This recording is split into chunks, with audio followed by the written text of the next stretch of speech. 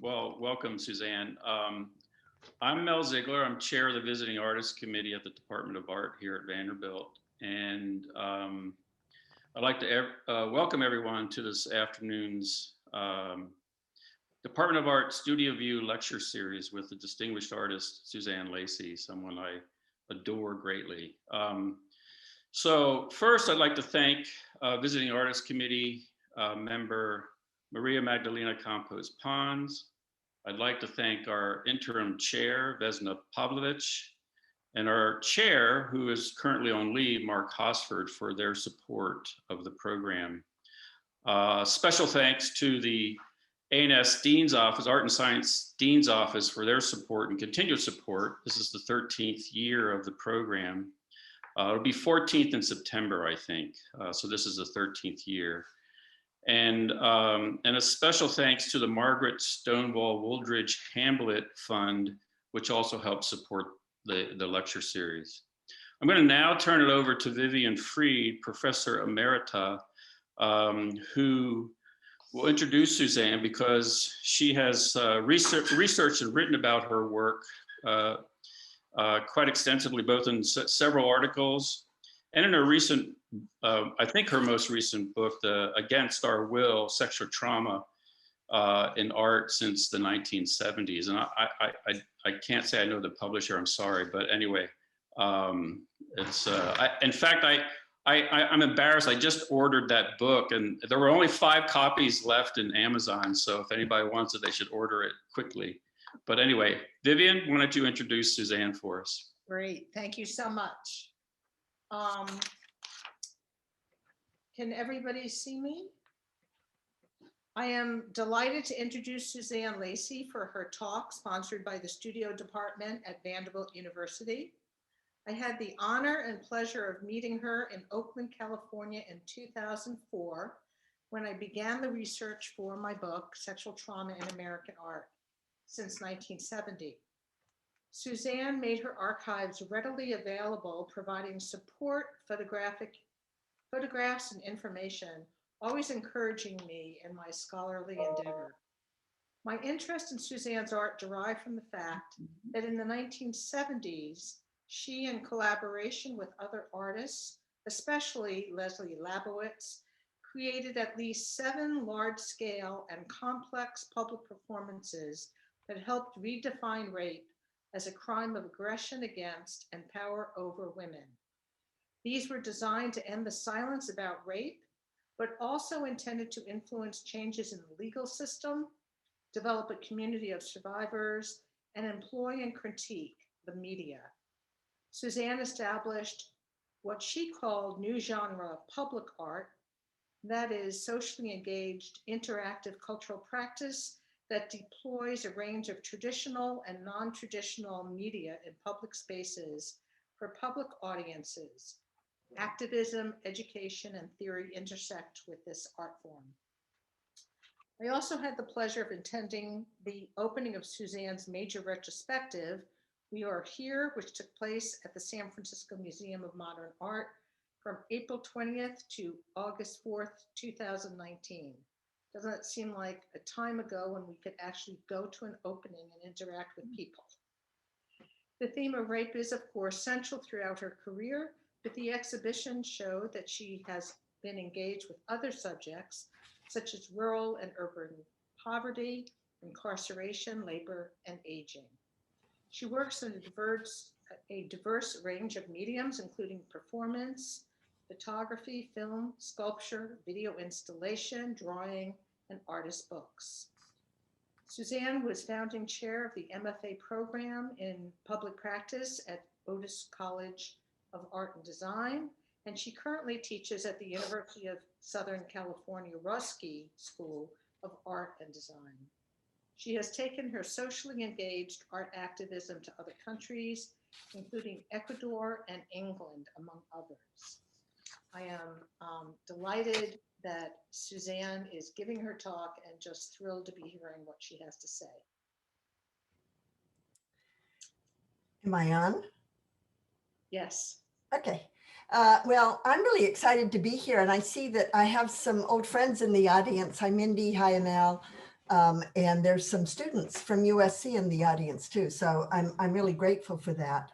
Thanks, guys. And Vivian, you set up a good place for me to start. I'm going to try to do a quick walkthrough for us in terms of a little bit about my history, more my current work, but I want to do that through the lens of activism and how you link your political interests to your, to your art interest. And so I'm going to start right away, plunge in. The host, Jerry, apparently you haven't allowed me to share screen yet, so maybe you would. Unless, of course. Can do. Okay. I'm going to start and I'm going to show you a series of works over the years and some videos, and they'll to some degree or other relate to a point or two that I'm talking about. Okay, Jerry, it looks like it's still disabled.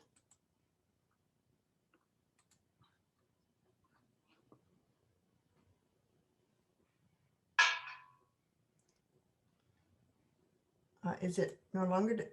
It's still disabled. I don't know what's happening, but. Okay, go ahead and try right now. Okay. Yes, it's fine. Awesome. So I will start with exactly the space that Vivian recommended we start, which is at my retrospective. And there was a lot of issues that, of course, came up in this because my history as an artist is extremely collaborative.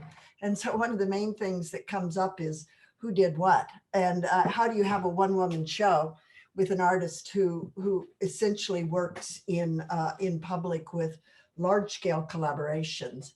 Most of you won't know my early work. I'll just say that I started with the body. I was a pre-med student and have a degree in zoology and a couple of years of grad work in psychology.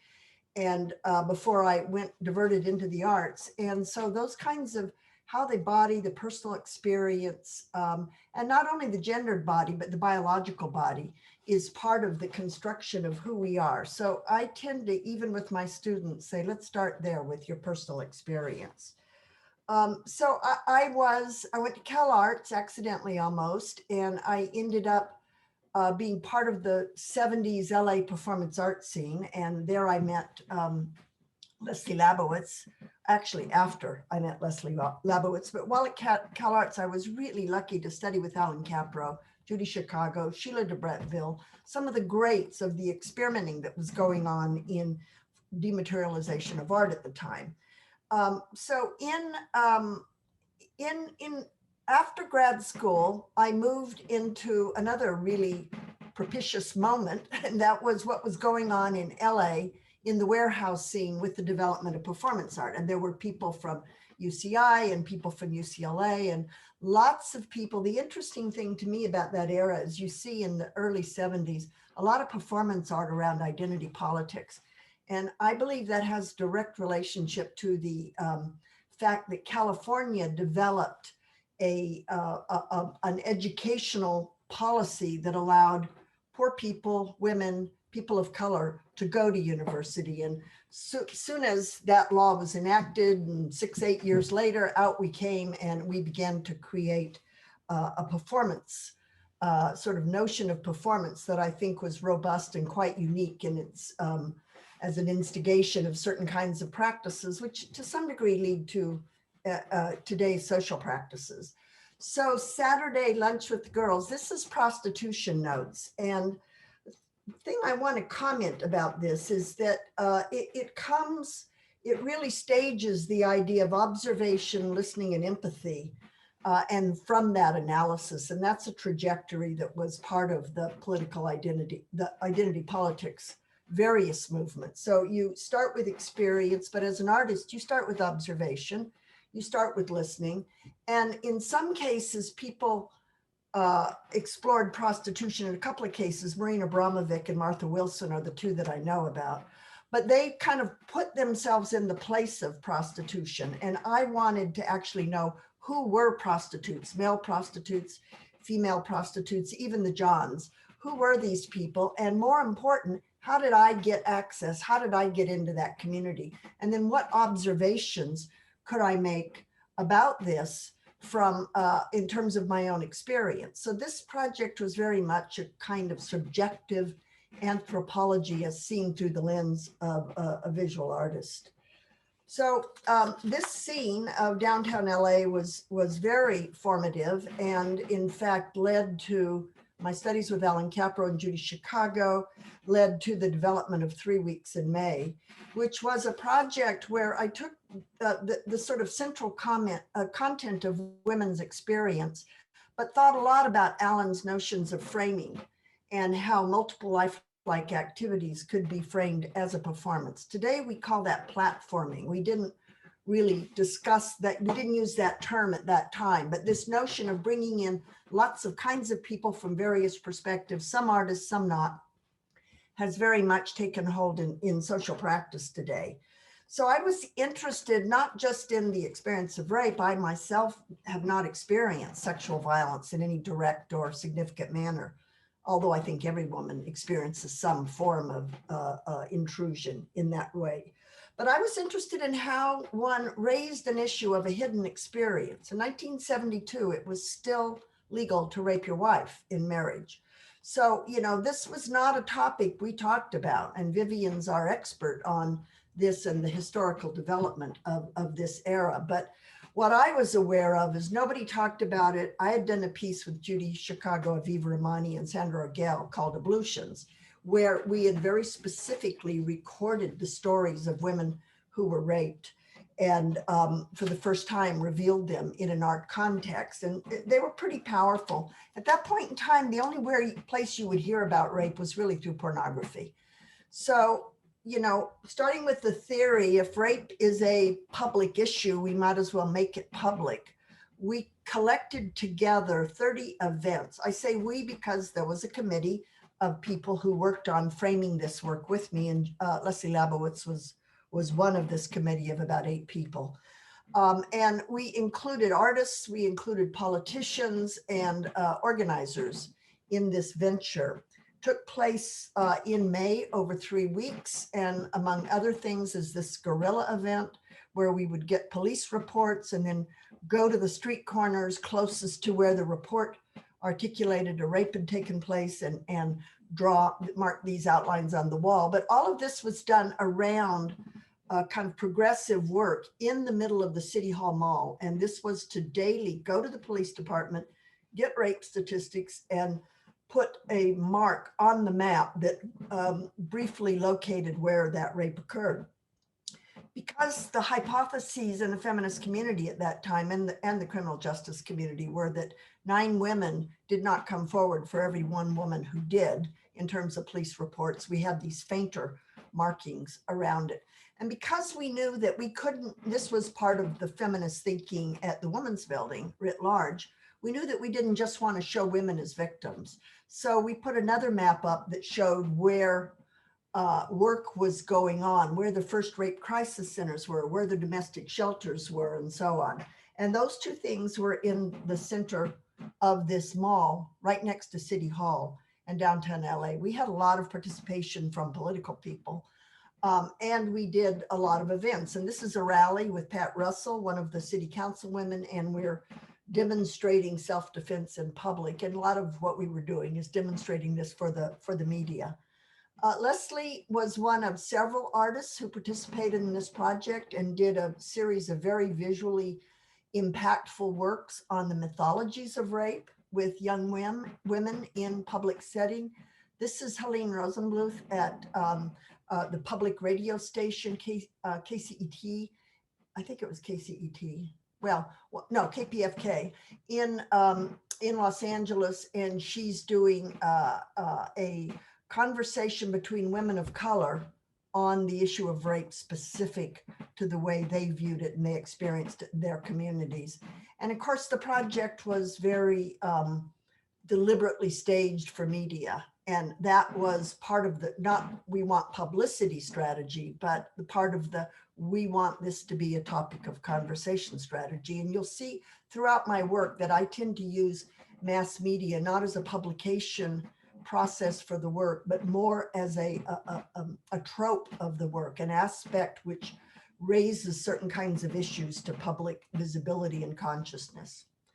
Now, this work ends up very differently several decades later, and this is the map that was collected by the Hammer and shows up in the Museum of Modern Art. And one of the ongoing problems with this kind of work for all of us is, how does the work operate inside and outside the system of art display? And for that matter, how does it work inside the mass media environment, and today the social media environment? So that's kind of exploration is generally part of my work. I want to pop on 10 years later now to talk about what it means to create a public presence and to collect people together to begin to articulate ways to rethink our public perceptions. And in this case, it was about the image of older women, which is something I've worked with consistently over time. It was apparent to me that prostitution was not only an experience, it was an image of women that was put forth in certain ways to control or construct a female identity.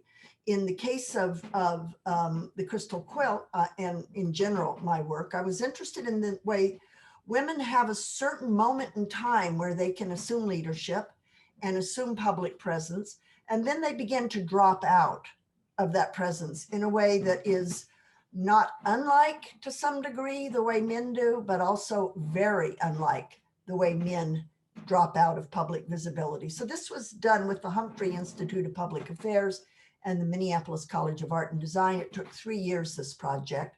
This is a photo by Larry Fink, who is one of the artists that I worked with who covered this from his very own perspective. It's a suite of photos that was commissioned by First Bank. So in this project, we started with the experience of older women. At the Humphrey Institute, we had an 8-month monthly seminar series on to investigate what is, how do older women lead? So we had women from the Ojibwe tribe, we had women from Black communities, we had women heads of colleges, we had all kinds of positional and non-positional leaders, 35 women who gathered over 8 months together to explore these forms of leadership. And one of the things that we understood at the time, based on research, was that older women's images were the least represented public images in mass media. So one of the objectives of the project became, how do you reposition this physical image and what they are doing within the public sphere? So with our 35 women, for example, we taught them how to write media releases, how to publicize things in their small farm communities, and so on. So it's a very complex project with literally hundreds of people working on it. And I can't go through the kinds of events or thinking in this brief moment, but I can go into the final quote performance, which wasn't really the final act but it was the major act of the Whisper Minnesota project, and it was called the Crystal Quilt Performance.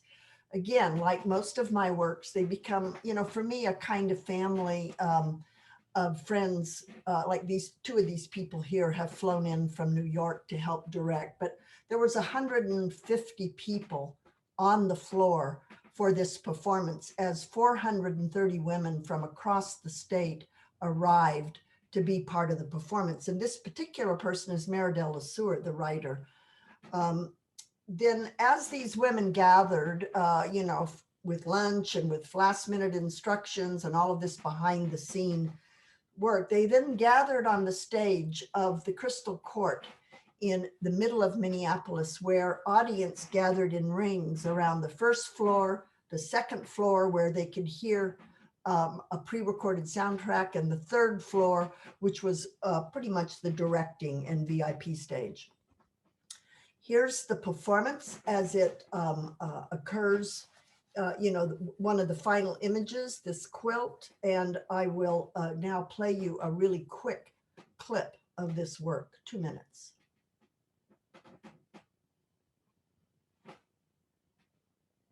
Hopefully I will. The Whisper Minnesota project is on one hand, it's conceptual artwork, a series of activities that has taken place in a community for 2.5 years, culminating with a theatrical sort of special, which is the Crystal Quilt performance. On the other hand, it's a complex community action, a bringing together of players from a variety of arenas to focus on an issue. And the issue is, how do we think of older women? How do older women think of themselves? I was asked, is getting older what you expected it would be? Is being older better or worse, or just different? What is positive about being older? What are the new pleasures? How has your perspective of the world changed? How do you feel about death? Has your idea of death changed since you were young? It has, of course. Well, we've never sat down and talked about what it means to be an older woman. And it was really thrilling to get their ideas, and it was a very interesting exchange. We were sharing the common thread of being older women, sitting there very proud with wrinkles and circles under our eyes, and gray hair, and still feeling very, very beautiful and special.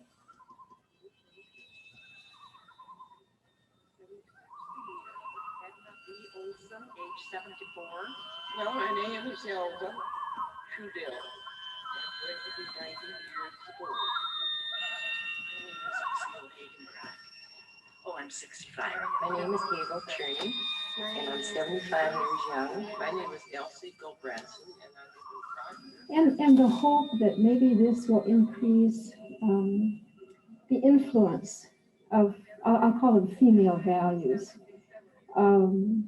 cooperation rather than competition, being willing to work with impermanent things and not feel you have to make a great success. I think women's values are very important, and I hope that this will strengthen the recognition of these values for the future.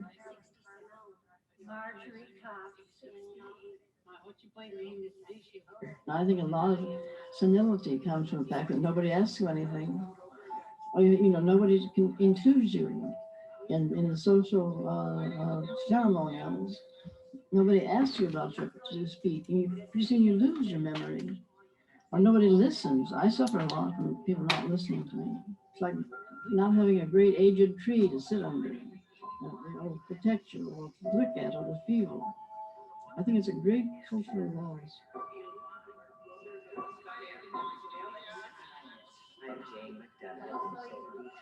I'm Dorothy Pratt. I'm 67. Guadalupe Rodríguez. Tengo 74 años. Tengo 68 años. Barrymore. I'm 92. I'm Mary Longsword. And I say I'm not aging, I'm ripening. I say I'm not aging, I'm ripening.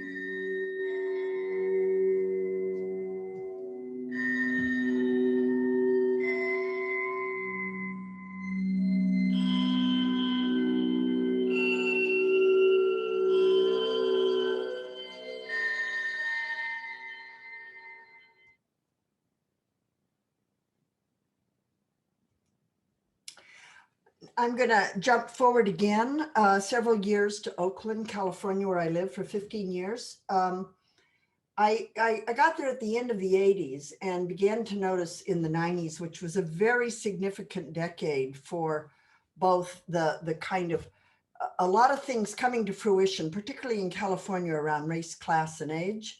And in the middle of this era, in the beginning, it was obvious. And I began this work with Chris Johnson in 1990. He was a colleague of mine, a photographer and videographer. And we began to gather together all kinds of people in Oakland to work with us. We just started from a simple observation. The kids out in front of our college were quite vilified inside the college. And they were kids who were mostly kids of color going to public schools. And we started looking at media and we understood that something was going on beneath the reality that was being portrayed. This is when people started getting on a national level into regulations to rules to laws about about youth, considering youth predators. You've heard that from Hillary Clinton. She was hardly alone in that designation. It was part of a kind of a war on young people that developed. And and I also have to point out, I've always been, since I was 10, really thinking about issues of race, long before I understood gender and long before I understood the politics of class. But this has always been a very key part of the way I understand the forms of discrimination that we enact here in this country. So let me just give you one example of how youth issues were being framed, and then we were part of a community of activists in the Bay Area who were very engaged in rethinking and reframing these. So with teenage girls who became pregnant, they were considered promiscuous. And that's a framing, a kind of an assumption, a derivation from the fact that there was a high incidence of teen pregnancy. Mike Males, in a really brilliant book called Scapegoat Generation, takes these mythologies one at a time and tears them apart. And he points out in that one instance that teenage girls who are pregnant have a much, much higher rate of being assaulted or preyed upon by men, adult men. And it's not, the adult men don't necessarily create the pregnancy, but it initiates these young women into sexuality at a much earlier age. So we started with Code 30, with Roof is on Fire. And I'm just going to run through 10 years of projects that were extremely collaborative. And then I'm going to show you just a real quick clip of one of them. This is the installation by Unique Holland and myself at YBCA. And Unique, I have known since she was 15, and she was always one of the very strong youth leaders. And now she's a very prolific educator in the area of racial stereotypes and injustice. And this is The Roof is on Fire. It was in '94, result of some earlier work where Chris and I taught in a high school, local high school with high school teachers. And over, I think it was about 3 years, built this project. There was a team of 45 young people from all the Oakland public schools who participated in the creation of this work. And then there were 220 kids who were in the work. And on the top of this roof in downtown Oakland, which at the time was not particularly covered, not particularly attended by lots and lots of people. It was long before gentrification. The young people gathered an audience of a couple of thousand, and were filmed and broadcast talking about issues that they felt were important and relevant to their own life. And the audience was carefully managed. They couldn't get into these conversations, even though they tried. And then we went from this, talking to teenagers, we went from this to working with specifically the issue of youth violence, not youth violence, but youth and police relations. And this is an art project performance that was essentially the youth playing, a group of young people playing basketball with police, but we changed all the rules. We did a lot of video intercept. We put murals all over the wall. Subsequent to that, we said, we're not dealing with women's issues in this project. We've done a lot of things with youth and police. And I think we created Expectations, which was a project for, it was actually a summer school program for pregnant and parenting teenagers. And for about 35 of them, they got 6 weeks worth of high school credit. And it was staged around progressive curriculum, looking at the personal experience to the political reality, and encouraging them to develop voice to contest the political environment that they existed within. And they did some very stunning drawings, and we later went, 15 of us went and did projects together on an installation at Cap Street. Finally, in the Code 33, we returned to The Roof is on Fire.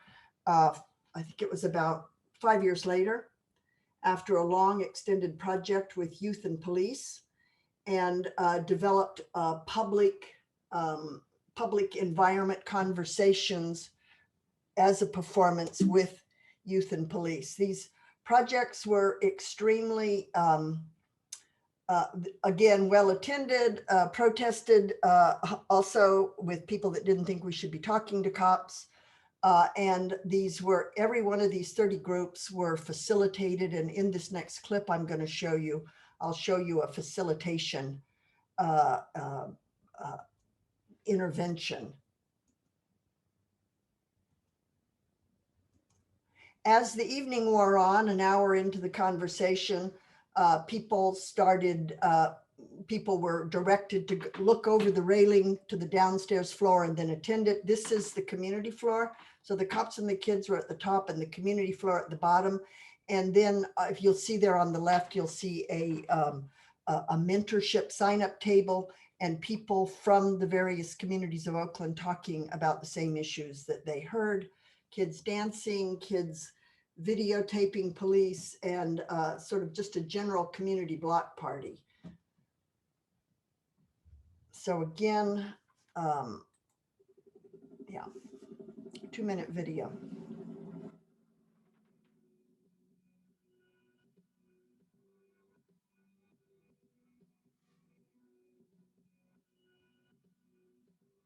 I haven't had a single positive experience in my life. But to tell you the truth, I couldn't be around police without my stomach turning.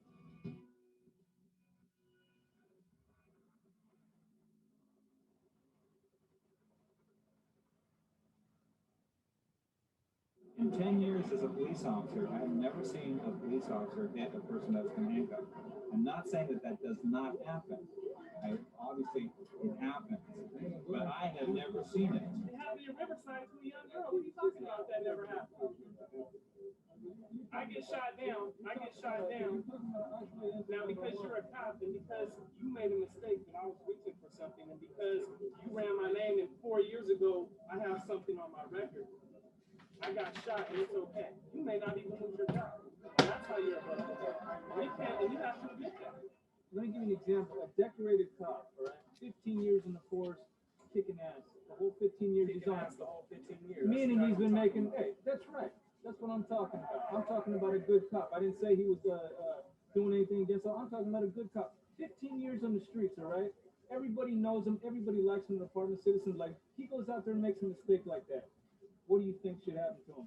Yeah, that's what I thought. Yeah, that's your attitude, though. Hey, that's what I thought. That's what I thought. A good cop like that probably has 10 more years on the streets. He makes one freaking mistake. That's how people are. Screw him, get him out of there. 15 years on the street, kicking ass, whatever, right? He makes one mistake, but we're on the streets and we make one mistake. And what happens to us? Make one mistake, meaning what? One mistake about what? 25. I don't understand what you're saying. Breaking the law. Saying if young people break the law, they don't get a second chance. That's not true. That is not true. Especially not young. That is Not true at all. true. We just got done. We got here late on a case where a guy just paroled after doing up 3 years for murder. He did 3 years for murder. Okay, so there are second chances. All right, I want to move on now to the mid 2015s. I think what Code 33 and all of the projects in Oakland really validated for me was the deep need to create a new commons where conversation can take place over time and where people can rethink their actions, ethics, and activities. This is Between the Door and the Street, which was sponsored by Creative Time and the Brooklyn Museum of Art.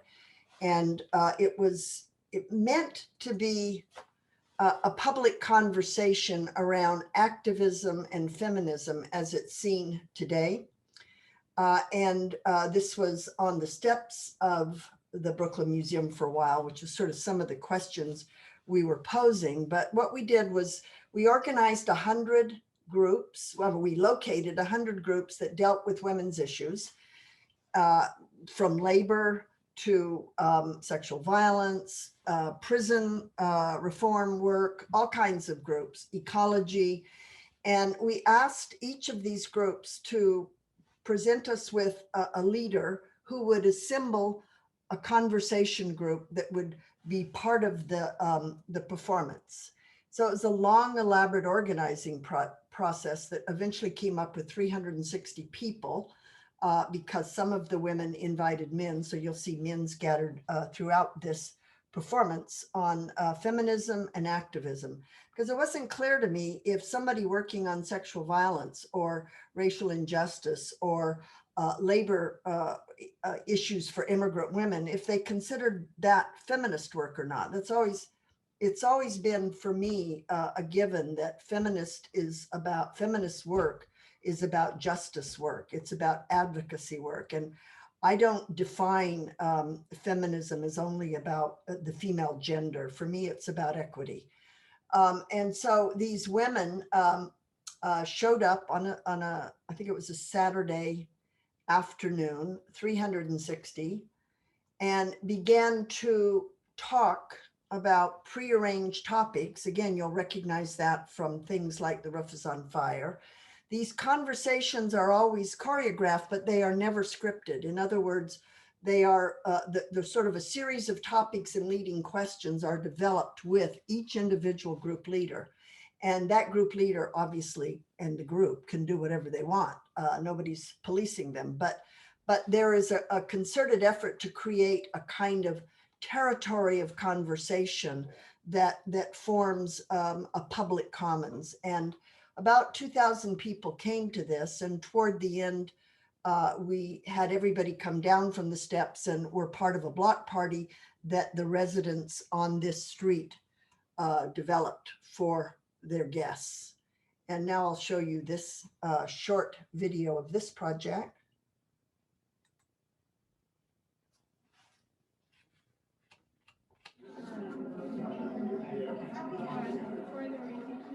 Okay.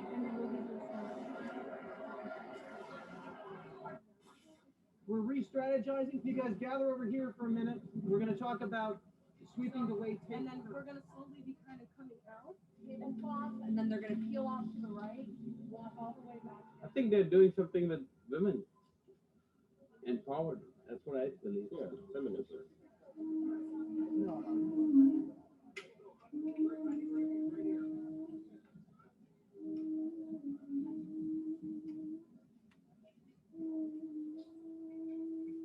The most important thing about this project is how many of you have come together to construct it. This is a symbolic gesture. Whatever you feel, whatever you want to say, that is completely up to you.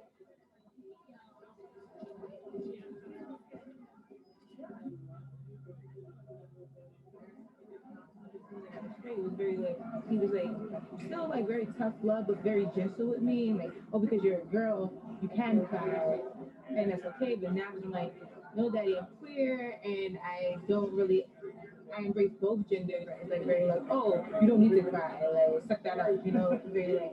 It's more like, I've been accustomed to hearing men say hi gorgeous, and I say hi. I just know they're talking to me. He said hi gorgeous. My goddaughter said hi. I'm like, what? I'm middle aged now. oh, this is what you see on the news after there's a domestic violence homicide all the time. I had no idea he seemed so nice. It's because because their issue is not anger management, it's power, it's control, it's Sometimes I feel coercion. like asking my mom some things that I don't know, but maybe I cannot ask her because she don't know nothing about it. She didn't go to school. To me, I'm like, talk to me like I'm your daughter or your sister or your mother. Don't talk to me like I'm your next. What is something you want for your daughter's education? It could be the same. I wanted to assimilate so much and I wanted to blend in so bad. Of the victim isn't taken into account because then you're not tough on crime. Your body feels young, but your soul feels young. How do we bring to light the feminization of poverty? You know, it's not every day that we shut down our city blocks for things other than tube socks and Italian sausages. So to do something that really has a profound transformation of our individual lives and our collective lives, I think is very exciting for people. What you see here is the result of extensive relationships that at its fruition are these 400 people having a conversation. And so in many ways, the project's in some ways already finished by the time that the people come to see it.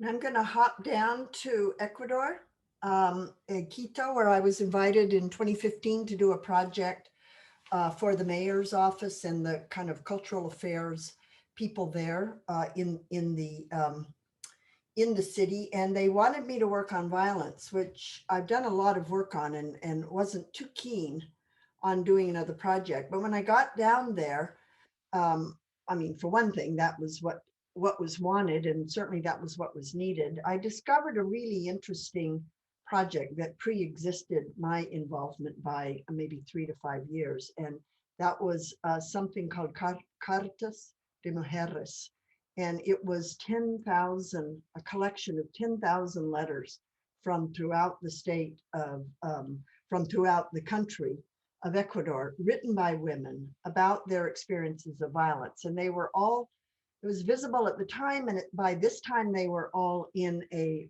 file. And as I began to look through these, and it's very important when you're, you know, as an artist, when you're working with other people, is to honor and respect. And this is, I think, true of activism in general. Honor and respect and put forward the work that has been done before. And that's actually a bit of a contradiction between the way we're trained as artists, which is to pretend like we invented the whole thing. As a way to claim innovation. That's a big innovation, originality. Those are big kind of concepts in Western art. And so taking these letters, I began to work, I should say, there were many people involved by this time. We began to work with a man named Tim Kroger, who was an Ecuadorian, who had begun to do research, and he had worked on that prior project. He worked at an NGO that was very interested in issues of violence, and he himself had begun to develop workshops for men on trainings on what domestic violence and family violence meant to men, both the perpetrators and the recipients, because one of the truisms, when you stop to think about it, is that if there's family violence, and if there are young children, and if those young children include men, then men will have experienced domestic violence or family violence, and that does impact children's way of being in the world. So in that project, we looked for a site that was symbolic of masculinity. We decided that we would, in these workshops, give each man one of the original letters and make that letter his personal property to spread around, to communicate on behalf of the woman, both in his daily life and finally in a performance. And we selected this bull ring in the middle of the city because it did symbolize masculine valor. The men that were part of the first 3-day workshop went out into the community and they organized men until we had about 300 or 350 that would agree to be part of the performance with, in fact, their own letters. So this is the night of the performance. Again, I'm skipping forward many kind of collaborations that were built with the medical school, with universities, with community organizations, and so on, in order to culminate in this performance. And we talked about the forms of the performance, and the organizers that had invited me were pretty clear they wanted a kind of scalable public event. They didn't want a small, surreptitious. We had thought about various forms of intervention. We used the museums, the local museums, but in fact, they wanted a large scale public event. And we had this one with about 1,500 to 2,000 people coming to it. And this is the third level, which is the directing level. And this is the team of directors who were operating bilingually. My Spanish, I can't work in Spanish, although I understand it a bit. And then on the second level is the audience, and that's the typical group of people in the, in a bullfight. And then on the third level, and that's the dirt down there, that's where the men began to perform. And so you're going to see now in this short work, you're going to see the 3 levels, well, not the top level, it sort of stays by itself, but the 2 levels begin to intermingle. And that was the part of the work, was to, one, show how brave it was for a man to stand in the middle of a bull ring and articulate a woman's experience for us, and to begin to enter the public conversation on violence against women. And the second thing, it was for them to begin to integrate with the audience, and you'll see that at the end when you see the candles and so on. And so I think that's enough said. I'll just let you see the video now. It's about 4 minutes. Muchas personas dicen que sus recuerdos de infancia son los más bellos. Recuerdan sus juegos y alegrías. Mis recuerdos son diferentes. Cierta tarde un hombre bonachón me dijo que me llevaría a tomar helados, pero en vez de eso me besó con fuerza, me levantó la pequeña falda del uniforme e introdujo sus dedos en mí. Cuando yo tenía 6 años, vi como mi papá pegó a mi hermano mayor. Le pegó tan fuerte que no pudo dormir en la noche del dolor que sentía de los golpes. Decía que tenía un hueso roto. Un día, la madre llegó temprano y observó a su esposo manoseando a su hijita pequeña. Ella no dijo nada por temor a perder a su marido o miedo de qué dirán. Yo me despertaba vomitando sangre. Me pegaba con correa militar. Me rompía el cuerpo a correazos. Cansada de tanto golpe, tomé veneno porque ya no soportaba más.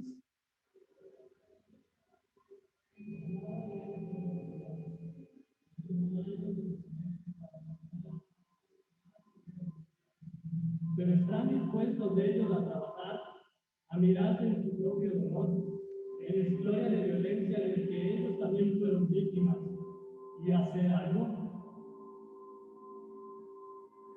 Los niños aún duermen. Espero que anoche no hayan oído los golpes secos que me diste para ahogar esa rabia que te inundaba. Porque tú lo dices siempre. Sin ti no soy nada. Pero me pregunto, ¿qué soy yo a tu lado? Ya eran las 7 de la noche, hora en la que se supone que mi marido llegaba. Él había llegado borracho con sus amigos y me empezó a maltratar. Y entre todos me empezaron a tocar y luego a pegar.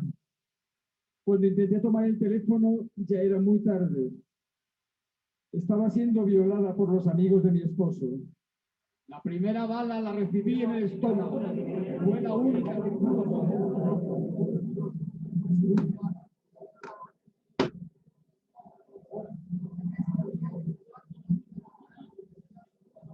No quede impune. Me casé hace 54 años. Sufría maltrato verbal y físico durante todos estos años y ahora en mi vejez tuve el valor para dejarle. No importa quién es el receptor de una carta. cuando todos somos depositarios y autores de estas palabras, que al juntarse, al significarse unas con otras, se encarnan y forman el cuerpo de hombres, niñas y mujeres. ¿Quién entonces se lleva la autoría de los cuerpos que cargan con toda esta violencia? El recuerdo es en carne viva, está en mí, está en mi cuerpo, es lo que soy, está en cada una de estas palabras.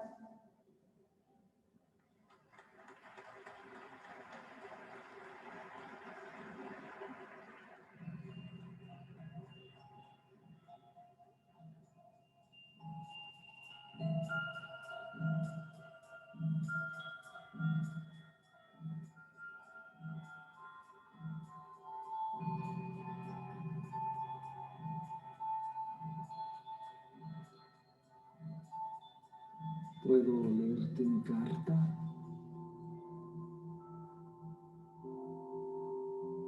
¿Te puedo leer mi carta?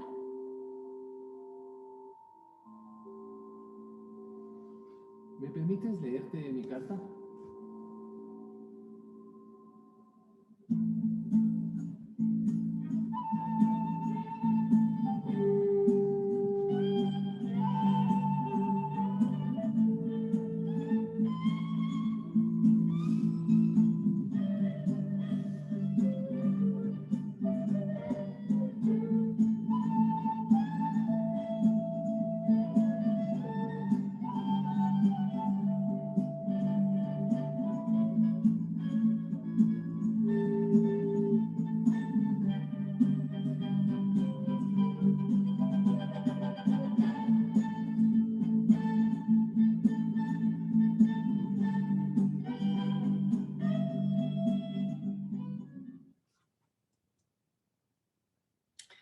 All right, I'm in a bit of a quandary because I know some of you have to leave in 6 minutes and it'll take me that much time to finish this last work.